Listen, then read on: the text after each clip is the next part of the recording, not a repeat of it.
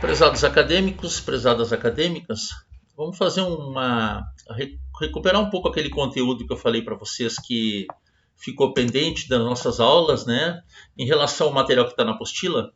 Então eu separei alguma coisa em relação aos pensadores da Renascença e qual é a importância deles, a forma como pensam, né, no aprendizado que a gente vai aplicar, principalmente na educação física escolar. O primeiro pensador aqui de 1561 a 1626 foi Francis Bacon.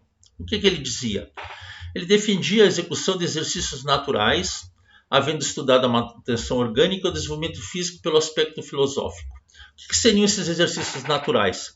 Principalmente o correr, o saltar, né, o arremessar. São exercícios que são praticados desde a infância, principalmente quando o desenvolvimento motor da criança começa a se concretizar, né? E ele fala na manutenção orgânica e no desenvolvimento físico em relação à adaptação do exercício à atividade física e à manutenção da saúde, né? E ele fala no aspecto filosófico, porque ele leva muito em consideração a questão de como o indivíduo pensa no movimento e como que ele executa. Outro pensador foi Michel de Montaigne, né? 1561 a 1592. Ele exaltava a importância da atividade esportiva quando defendia que não só a alma deve ser enriquecida, mas também o corpo. Aquela ideia de Platão, do filósofo, né, de não separar o corpo e a mente. Então aqui ele fala na alma, no nosso espírito, né, que quando ele se fortifica através do exercício físico, a pessoa consegue realizar melhor, né, a atividade em si e promove muito mais a questão do bem-estar e da autoestima. Rabelais, em 1494, 1553, observe que nós estamos reduzindo um pouco para resgatar lá na origem do primeiro pensamento do Bacon, né? Ele também defendia práticas naturais para a educação. Então ele evidenciava os jogos e os esportes como uma exploração dessas práticas naturais. Lembrando que nessa época da Idade Média, os jogos eram voltados principalmente para a questão de batalhas, para o militarismo, né? E que só praticavam os jogos os soldados da rainha, no caso, né? Para defender os seus reinos. Mas as práticas naturais, esses jogos que ele está resgatando, são aqueles que nós vimos, que são aqueles jogos da Idade Média, né? Como o jogo da massa, como jogos de lutas, corridas e a equitação principalmente. Já Girolamo Mercuriali, que era italiano, né, em 1530 a 1606, ele publicou um livro chamado De Arte Ginástica, em 1569. E essa obra resume alguma coisa sobre a ginástica. Lembrando que a ginástica é a nossa próxima disciplina no curso, né? Dentro da Uniaselv, nós vamos falar sobre os métodos de ginástica e nós vamos remeter então a essa criação de 1500 e pouco, né? Desse autor. Ele dizia que, além de dedicar à matéria um tratamento médico que tem caracterizado tradicionalmente, então ele já leva em consideração a ginástica como bem-estar para a saúde. Só que, como eu falei para vocês, era na Idade Média, era voltada para a questão militar, algumas referências que falam desse tratamento médico seria na recuperação de soldados que se lesionavam durante as batalhas ou se feriam durante batalhas. Depois nós entramos no período do Iluminismo. O que aconteceu? Durante a Idade Média tivemos um apagão na educação física voltada para a arte de pensar realmente de todos os seres humanos. Era, como eu falei, voltada exclusivamente para batalhas e para a questão de guerras, né? Já o iluminismo ele traz de volta e ele, a palavra já diz, ele ilumina novamente o ser humano, voltando ele a pensar sobre exercício físico, saúde e também o senso crítico. Nesse período despontam as grandes figuras da educação física, Jan, Ling e Amoros, né? E nós temos aí então autores orientais e ocidentais. E ele diz que o homem que a seguisse, né, esse método, deveria apresentar-se possante de tórax e braços musculosos, que o esforço entumecia e avermelhava. Então eles sabiam que o exercício físico, de uma forma ou outra, transformava o indivíduo mais forte. E a questão que ele fala aqui da pele avermelhada e entumecida seria em função da irrigação sanguínea desses músculos que trabalhavam durante a atividade física. eles valorizavam muito a questão da aparência física e da própria exaustão durante o exercício, para dizer que isso beneficiava o indivíduo na questão da sua libertação do seu corpo através da atividade. Também falaram sobre esporte, né? Não podemos deixar de fazer uma referência especial, principalmente à Inglaterra, né? Que é o berço de muitos esportes a partir do Iluminismo, que desde essa fase se acentua como um núcleo de uma mentalidade realmente esportiva no mundo ocidental. Se lembrarmos a início dos Jogos Olímpicos, teve uma questão dos franceses e dos ingleses, né? Que resgataram os Jogos, né? Através do que? Do estudo que fizeram da Grécia Antiga, trazendo algumas modalidades esportivas para a época onde os Jogos foram recriados em 1800 e pouco.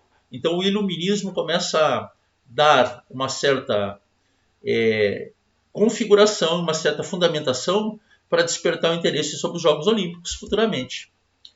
O movimento lutava então contra o sistema do feudalismo, né, do rei e seus monarcas, né, onde só eles faziam exercícios, né, mas queria garantir não só, como diz aqui, privilégios do clero e nobreza, como ao povo, de uma maneira geral, atividades e exercícios físicos que iluminassem e que permitissem que o povo adquirisse uma melhor saúde, tanto corporal como também higiênica, através do exercício. Como nós vimos também, durante a Idade Média, falamos sobre a Idade das Trevas, aquele período onde não se podia fazer exercício, onde se teve uma série de preconceitos em relação ao culto ao corpo, que foram preconizados especialmente pela Igreja Católica, né? O Iluminismo, então, ele vai contra isso aí. Ele inicia no século das luzes, como diz aqui. Foi um movimento, então, intelectual surgido no século XVIII, na Europa e, em especial, na França. E também temos aí a Alemanha, Inglaterra, Suécia e vários outros países que também foram atingidos por esse movimento. Alguns iluministas assim que a gente destaca nesse período, né? E aí vocês vão lembrar que alguns deles a gente até estuda em muitos cursos que a gente faz na nossa área, porque eles trabalham o pensamento humano voltado para o exercício de uma forma bem concreta, né? Então temos Rousseau, Jean-Jacques Rousseau, temos Pestalozzi, que foi um grande educador, né? E temos ainda referências desses autores sendo descobertas e reinterpretadas para nossos dias de hoje. E Luke diz que a educação utilizaria a repressão e a disciplina das tendências naturais, tendo como objetivo principal a formação do caráter. Olhem bem a importância que tem esse texto, né? A educação na formação do caráter, onde ele só era formado praticamente no seio da família, no momento que a pessoa não estava com a família, a atividade física, o exercício não tinham essa conotação, tinha apenas na questão da disciplina corporal. E aqui ele já fala na formação do caráter, e nós vamos ver depois no próximo vídeo um pouco sobre ética, né? Que a formação do caráter ela é extremamente importante durante a conduta das pessoas durante os exercícios físicos. Vemos isso muito nos jogos de hoje. E Rousseau dizia, pensar dependia extrair energia do corpo em movimento. Então, eu falei isso uma aula para vocês, que quando se faz um exercício físico, a gente pensa no movimento e depois executa. E ele está falando isso lá em 1700 e pouco, 1800 e pouco, né, o Pestalozzi, né, sobre esse mesmo assunto, que a gente até hoje procura fazer e aplicar em nossas aulas. Luke e Rousseau sugeriram que a educação física seria necessária no ensino da educação infantil. Até então, não tínhamos educação nas escolas voltadas para crianças, educação física no caso. Além disso, afirmavam sobre os benefícios da vida do campo, ao ar livre, praticando jogos, esportes e a ginástica natural. Volta de novo a falar em ginástica natural, o correr, o saltar, o subir a árvores, né? De uma maneira bem lúdica e bem prazerosa, já que era o ar livre, onde o oxigênio mais puro do campo beneficiava também a renovação do ar alveolar, melhorando a saúde das crianças. Pestalozzi, então, foi o primeiro estudioso a chamar a atenção para dois elementos fundamentais na prática dos exercícios. Olha a importância. A posição e a execução perfeita, sem os quais os participantes não conseguiam os objetivos desejados. O que ele traduz aí? Os primeiros estudos cinesiológicos do movimento. Estudar a posição executada, a posição do movimento para executar ele numa performance melhor. Então Pestalozzi já fala aqui um pouco na especialização dos movimentos para determinados esportes. Em seus escritos teóricos, ele dizia que dizem que foi o pioneiro da escola primária popular e sua preocupação estava voltada à execução das atividades físicas de forma correta. Como correr, como saltar, como arremessar, corrigindo o movimento para que a performance fosse cada vez melhor, fazendo com que o ser humano pensasse sobre o movimento e também se tornasse um senso crítico sobre sua própria execução. Surge então nesse período da história a educação física. Então nós temos o registro da educação física realmente concretizada através de estudos científicos a partir dos pensamentos de Pestalozzi. A educação física agora no século XVIII.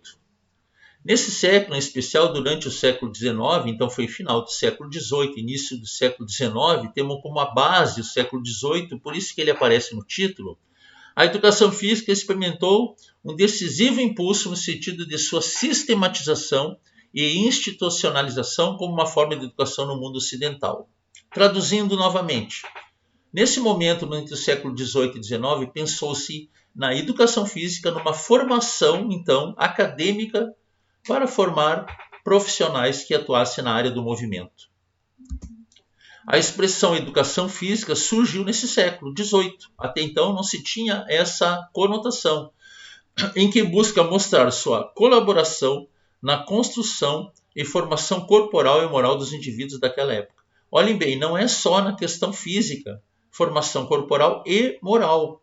E outra coisa importante, não se usa o termo educador físico, falei isso numa aula, né? Embora o termo educação física seja remetido muitas vezes a essa má interpretação, porque a gente não consegue educar o físico de uma pessoa.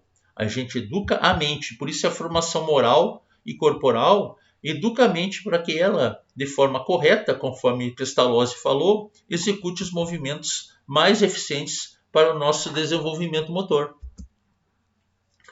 No século XVIII também se desenvolveram as questões sanitárias, higiênicas e eugênicas, que se unia à melhoria da genética. Olhem só, no século XVIII se preocupou já em transformar indivíduos em superatletas, melhorando a genética, né? Não tinha-se conhecimento de medicações, não tinha-se exames de laboratórios tão aprofundados que nem hoje, não tínhamos testes tão avançados, mas eles já pensavam que, por exemplo, filhos de indivíduos mais altos deveriam acompanhar o crescimento dos pais.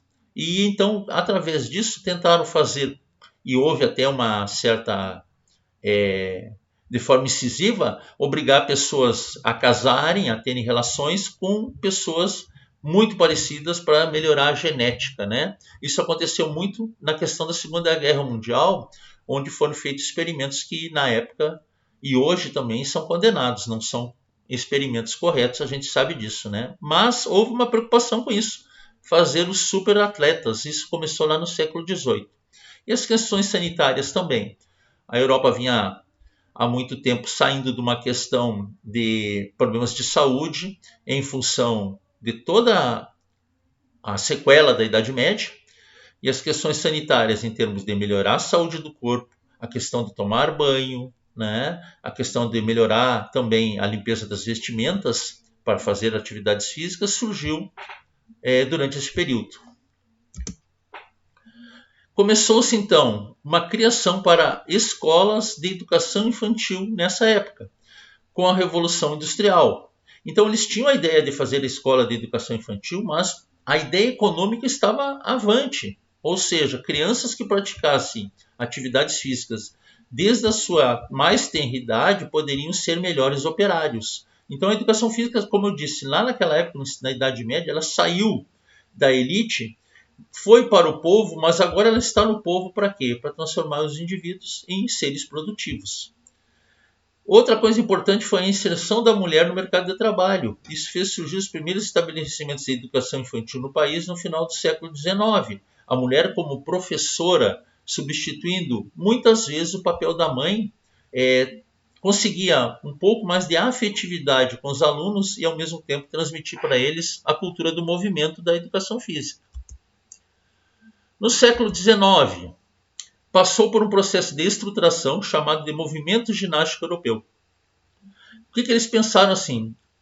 Vamos criar métodos agora de atividade física e vamos padronizá-los para que as pessoas, a partir desses métodos, consigam um maior resultado, um feedback melhor das atividades físicas.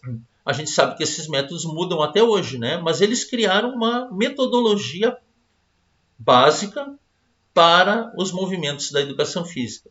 Tinha como finalidade romper seus vínculos com as práticas mais populares, além de disciplinar a população física e moralmente. Então já havia um controle do pensamento humano através dos movimentos nessa época. Vocês vão ver que a ginástica calistênica surgiu nessa época, a ginástica militarista, que também é um pouco da calistênica, e outras que procuravam disciplinar o indivíduo para que ele pensasse menos politicamente e mais na questão da produção e da questão das próprias conquistas ainda que aconteciam nessa época. Nesse século, a ginástica começou a ser tratada de forma científica. Temos aqui nesse século os primeiros estudos, então, do desenvolvimento motor de forma mais científica, através das pesquisas que se tem hoje, que são pesquisas longitudinais e pesquisas ainda de estudo transversal. Então, os exercícios foram feitos, essas pesquisas, né, principalmente em países da Europa, como a Suécia, a Alemanha, a França e a Inglaterra. Nesse sentido, então, começaram a surgir escolas e métodos ou movimentos ginásticos europeus. Começa a surgir aí, em outras palavras, os primeiros cursos de educação física que foram pensados lá no século XVIII e agora começam a tomar corpo através da cientificidade, ou seja, de estudos que comprovam que a educação física pode moldar e melhorar de forma ampla a saúde e a questão moral de uma população. Um dos métodos utilizados foi a ginástica sueca. Seu maior representante foi Ling, né? Ele ensinava a ginástica para fortalecimento e melhoria da saúde da população. Era uma ginástica baseada em poucos aparelhos, mas muitos exercícios que a gente conhece hoje. O apoio de frente sobre solo, o agachamento, exercícios de salto no mesmo lugar, né, sem locomoção, e exercício de barra fixa, por exemplo, surgiram nessa época. Segundo Marinho, Ling dividia a ginástica em 4 partes conforme o objetivo que ele queria. A médica, voltada por quê? Para recuperação, principalmente de soldados que vinham, né, de batalhas, que precisavam de um tratamento de saúde para voltar às atividades físicas. Traduzindo em poucas palavras, foram os primeiros exercícios voltados para a fisioterapia. E também a ortopédica, que era o quê? Voltada para indivíduos que tinham problemas de saúde ortopédicos, problemas de coluna, problemas de tornozelo, e ele começou a tentar fazer exercícios para fazer a compensação desses problemas. Depois tinha a ginástica pedagógica ou educativa, que era aquela para disciplinar o indivíduo na questão das normas e da conduta. A ginástica militar e a ginástica estética, a militar voltada para o físico em si e para o rendimento e da performance do movimento, e a estética voltada para melhorar o que a gente chama de aparência física, que mais tarde se ramificou na ginástica feminina, né? A ginástica estética foi só para o lado feminino depois, e hoje a gente vê que ela é ampla, né? A estética está voltada tanto para o masculino para o feminino. Porém, a gente tem que pensar o seguinte, que antes de se conseguir melhorar a estética do nosso corpo, nós precisamos melhorar a nossa saúde. Não existe melhoria da estética sem a melhoria da saúde física. Então, esse treinamento da ginástica sueca, foi o que eu falei antes, é a calistenia, ou a ginástica calistênica. Nós temos hoje ainda na bibliografia técnicas avançadas e atualizadas da ginástica calistênica. Se vocês procurarem no Google, vocês vão encontrar alguns exercícios da ginástica calistênica que são praticados em praças ao ar livre. E é adequado para promover o crescimento da massa muscular magra, ou seja, hipertrofia muscular, auxiliar no aumento da força, evidentemente, e promover uma melhor mobilidade, trabalhando a flexibilidade, agilidade e a resistência, que são valências físicas primordiais para a maioria dos esportes coletivos ou individuais que se faz atualmente. A ginástica alemã encontra-se na escola Spies e Jan, criadores da ginástica com aparelhos. Então aqui começou o que? Apareceram os primeiros aparelhos que hoje a gente conhece como aparelhos de musculação na ginástica alemã. Tinha como objetivo nacionalista e priorizava a formação do exército alemão, porque ela surgiu justamente durante o período da Segunda Guerra Mundial, voltando-se para atividades militares. Mesmo com a sua introdução na escola, não moldou seu caráter às necessidades dos alunos. Mais tarde foi combatida, né, por Spies. Por quê? Porque era uma ginástica totalmente voltada para pessoas adultas e eles queriam fazer na escola, né? Então ela realmente não funcionou muito bem na escola. Num certo período funcionou, mas depois ela caiu e hoje a gente sabe que ela não ocorre dessa molde, né? A ginástica francesa foi Amorós que fundou essa ginástica, basou-se nas ideias nacionalistas, né, de Jan e outro autor, o Butz, tendo um forte traço moral e patriótico. Então também era voltada para a questão do amor à pátria e os símbolos da nação, né? Ele subdividiu essa ginástica em 4 tipos, conforme o que ele queria como objetivo. Ginástica civil, que era uma ginástica generalizada para todos os seres humanos em relação à saúde. Aqui também temos a ginástica industrial. Olhem bem, o que temos aqui? Os primeiros conceitos de ginástica laboral, onde o indivíduo era observado no seu ambiente de trabalho e a ginástica era voltada para o movimento que ele executava. A ginástica militar, que nunca deixou de existir, né, porque ela era o carro-chefe de todo o início da educação física. E aí voltamos de novo na ginástica médica, né, que é o quê? Que é a ginástica voltada para a saúde. Depois tem a ginástica cênica e funambulesca. O que ele quer dizer com isso? Que tinha atores, artistas, que faziam apresentações públicas nessa época e praticavam a ginástica, né? Funambulesca, porque tinha no sentido de apresentação em público para fazer um grande espetáculo. É importante salientar que esse foi o método que mais influenciou no desenvolvimento da educação física no Brasil, sendo introduzido nas escolas, no exército, tornando-se um método de treinamento físico oficial. Ainda dentro da ginástica francesa, vocês com certeza já ouviram falar no Cirque du Soleil, né? Alguns exercícios praticados no Cirque du Soleil são originários dessa teoria da ginástica francesa, só para ilustrar. O esporte, então, surge, a palavra, né, esporte, na Inglaterra. Era o único país que não tinha caráter de ginástica. Segundo Bett, não foi muito influenciado pela filosofia nacionalista, pois não se faz necessário um treinamento físico visando as defesas do território nacional. O que ele quis dizer com isso? A Inglaterra já tinha tomado posse das suas terras e estava muito bem guardada. Então eles queriam divertir o povo através de jogos, né, que fossem competitivos, mas ao mesmo tempo fizessem com que a população se sentisse acolhida pelo seu país. Por isso que é nacionalista. Foi caracterizado pela valorização do esporte para além do jogo e trazia pela primeira vez o que a gente chama de fair play, o jogo limpo, e a igualdade de condições como base da conduta moral. Aqui então nós temos algumas coisas importantes também, a questão da regra esportiva e de não burlar a regra, por uma questão moral, por uma questão ética, que também falei. Nós vamos ver muito sobre ética no próximo slide, no próximo apresentação. O que é o higienismo? Dividiam-se nas estratégias que incidiam, contudo, em objetivos semelhantes. Produzir sujeitos higiênicos, assediados, limpos, né?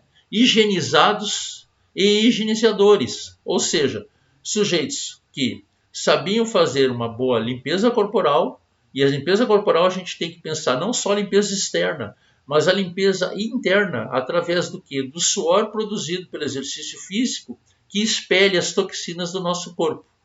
Então eles queriam que o indivíduo soubesse executar o exercício, e a palavra higienizadores seria aplicar esse exercício em outras pessoas, podendo ser a sua própria família.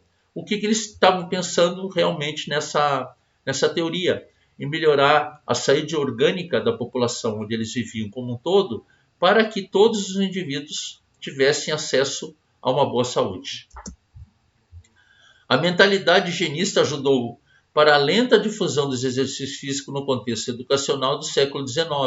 Olhem bem, lenta difusão dos exercícios na escola.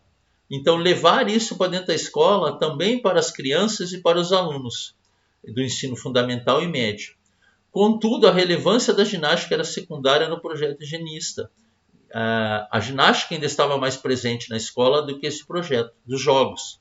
A mentalidade colaborou para a propagação lenta dos exercícios físicos no contexto educacional do século XIX. Começa-se aí a ideia de fazer jogos escolares voltados para as questões morais e não apenas só lúdicas. Ela desempenhou importantes funções na sociedade da indústria, apresentando-se como capaz de corrigir vícios na postura, lembro da ginástica postural, oriundo das atitudes adotadas no trabalho, demonstrando assim a sua vinculação com a medicina e desse modo conquistando a sua importância. O higienismo trouxe a importância da atividade física e do exercício físico na questão científica como nenhum outro método conseguiu trazer. Ele que preconizou essa ideia. A essa feição médica soma-se outra, a ginástica, aquela de ordem, evidentemente, sempre pensando na questão de disciplinar e normatizar uma população. Chegando no século XX, constitui-se a educação física basicamente de um conceito anatomofisiológico do corpo e dos movimentos que se realiza. Começamos novamente a estudar a cinesiologia e a biomecânica, aliando as pesquisas científicas ao movimento humano. As consequências disso para a educação física são percebidas até hoje, primeira década do século XXI. Por isso, na realidade brasileira, justifica-se a necessidade de formação superior em cursos de educação física para atuar com esporte, fitness e atividade física em geral, abrangendo as práticas corporais alternativas através dos conhecimentos da biologia, anatomia e fisiologia do ser humano. Molda-se aqui os primeiros currículos das escolas de educação física que conhece-se até hoje, ou seja, estudar anatomia, estudar fisiologia, cinesiologia, biomecânica, como um preceito básico para que se consiga prescrever exercícios físicos de forma científica e de forma eficaz. No Brasil colônia, agora voltando um pouco, já que a gente falou um pouco da Europa, né? A chegada da família real trouxe as ideias, né, da Europa em função dos movimentos que nós vimos. E fundou aqui as primeiras instituições públicas, primeiras escolas. Primeiro, claro, a escola de medicina, que era básico, porque precisava-se de médicos para se tratar da família real e dos seus súditos. E a academia militar real para formar os exércitos que se formariam, que se criariam nesse novo mundo. Foi a primeira Biblioteca Nacional foi criada também. Trouxeram, claro, que a maioria, quase totalidade dos livros vieram da Europa. Foi formando uma escola de engenharia, porque precisavam de prédios, e uma escola de direito, porque precisava normatizar leis no Novo Mundo, no Brasil, né? Em 1549, a chegada dos jesuítas, né, deve-se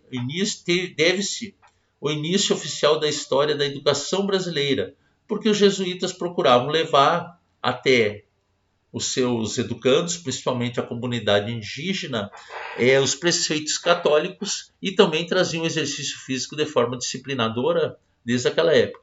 Esse período, em 1559 a 1759, procurou organizar os primeiros núcleos de educação escolar, então, para os índios, para catequizá-los, na verdade, né? Em 1759, a organicidade da educação jesuítica foi consagrada quando o Marquês de Pombal os expulsou. Por quê? Porque ele queria mudar a forma do ensino brasileiro, né? E, na verdade, ele levou o ensino a um caos, porque através de suas famosas aulas régias, a despeito da existência das escolas fomentadas por outras ordens religiosas, e ele fala nos beneditinos, nos franciscanos e nas carmelitas, né? Não funcionou que nem a escola jesuítica, ou seja, ele não conseguiu tantos adeptos para o cristianismo, que era essa a ideia, né? Como os jesuítas conseguiram. No Brasil Império, em 1823, Joaquim Antônio Serpa criou o Tratado de Educação Física e Moral dos Meninos. Lembrando que nessa época já existiam escolas de educação física na Europa. Ele trouxe isso para o Brasil em 1823. Esse tratado mostrava que a educação envolvia a saúde do corpo e a cultura do espírito. Voltamos lá no diálogo de Platão, o corpo e a mente trabalhando juntos. 1824, um ano depois, a Constituição do Império aconselhou formalmente a escolarização dos brasileiros, ou seja, começou-se a se formar uma ideia de ensino médio, fundamental, ensino básico, etc., lá em 1824. A fase imperial mostrou tentativas de organização do sistema educacional que nunca tivemos até então. O ensino gratuito na instrução primária tinha a garantia de colégios e de universidades que ensinassem assuntos das ciências, belas artes e artes. Porém, era um ensino apenas para quem ainda possuía posses, dinheiro. Não existia um ensino gratuito para pessoas pobres, olhem só. Era só para os ricos e era gratuito. Em 1851, ocorreu a Reforma Couto Ferraz, em que se apresentou a Assembleia e a Lei número 630, incluindo, aí foi importante, a obrigatoriedade da educação física nas bases para a reforma do ensino secundário e primário e no município ainda da Corte. A educação física nas escolas primárias e secundárias era praticada, olha que interessante, 4 vezes por semana durante 30 minutos. Muito mais do que é hoje, né? Nas escolas que a gente tem. Naquela época se praticava mais. Em 1852, no documento de criação, se determinavam exercícios disciplinares, movimentos parciais. Aqui são as modalidades: flexões, marchas, corridas, saltos, exercícios de equilíbrio e exercícios ginásticos. Então, eles desenvolviam de uma forma ampla o corpo, tentando aplicar todas as valências físicas nas aulas de educação física. Em 1858, o período imperial não viabilizou estímulos pedagógicos significativos para exercícios físicos. Ele praticamente estancou. A grande influência para isso, na evolução, foram as escolas da medicina e as escolas militares. As escolas tradicionais não promoveram tanto a importância da educação física. Logo após, foi decretada uma lei que exigia a formação de professores. E aí nós temos o quê? Os primeiros cursos de educação física voltados para a formação que se tem hoje. Esse decreto 6370 foi introduzido na Corte do Rio de Janeiro. Só que exigia a formação, mas não havia uma fiscalização de quem não tinha formação. Vocês vão ver que só em 1990 e poucos é que foi regulamentada a nossa profissão. Em 1882, Rui Barbosa expõe o parecer sobre a reforma do ensino primário, secundário e superior. Então começou-se agora sim. Primário, secundário e superior. Ensino fundamental, ensino médio e ensino de graduação. Defendendo a ginástica como elemento imprescindível para a formação integral da juventude. E ele fala defendendo a ginástica e não a educação física, porque se tinha a ideia ainda que ginástica abrangeria tudo.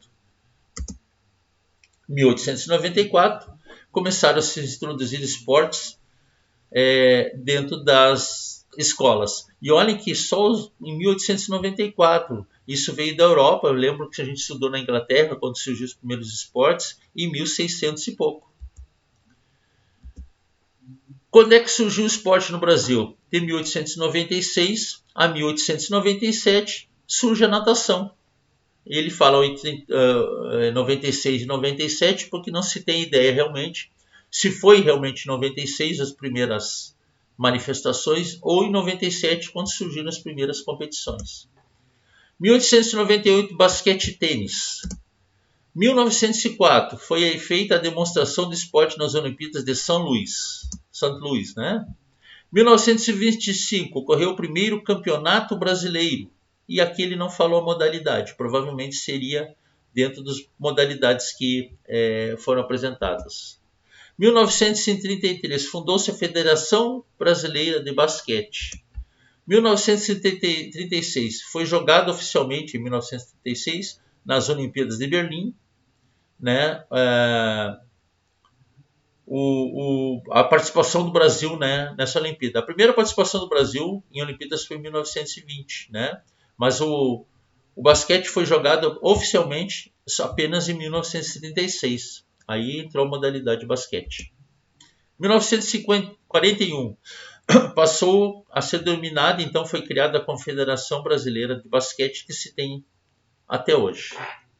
Fala-se muito no basquete porque o basquete era um esporte que nós importamos muitas ideias americanas, por isso que ele se difundiu tanto no Brasil. Mas fala-se muito mais em futebol, com certeza, e hoje ainda temos a ascensão do voleibol. Brasil República. No Brasil República, a educação física pode ser classificada em duas etapas. Primeira, vai do período de 1890 até a Revolução de 30, quando Getúlio Vargas assumiu a presidência. E a segunda fase nos remete ao período após a Revolução de 1930 até 1946, né? Um ano após o fim da Segunda Guerra Mundial. Foi na segunda fase do Brasil República, nessa segunda de 30 a 46, depois da criação do Ministério da Educação e Saúde, que a educação física começou a receber destaque diante dos interesses do governo. Então, nesse momento, se tem registros então das primeiras liberações de verbas para a construção de espaços físicos, como ginásios, né, para a praticação da educação, para a prática da educação física. Nesse período, a educação física foi incluída na Constituição Brasileira e foram elaboradas leis que tornam obrigatório o ensino secundário, mas ainda não existia a obrigatoriedade do professor ser formado em educação física. Ele era um prático na aula e muitas vezes ex-atletas estavam dando aulas, ou atletas mesmo. Ainda na educação física e higienista, que nós já vimos, agora em relação ao Brasil, proporcionava a educação do corpo, possuindo como objetivo a estrutura de um físico saudável, equilibrado, organicamente e menos suscetível a doenças. O Brasil começou, então, a copiar o modelo europeu em relação a essa modalidade. A escola, então, foi utilizada para divulgar hábitos de higiene e a educação física foi considerada a disciplina que viabilizava a prática, ou seja, o desenvolvimento dos hábitos de higiene corporal.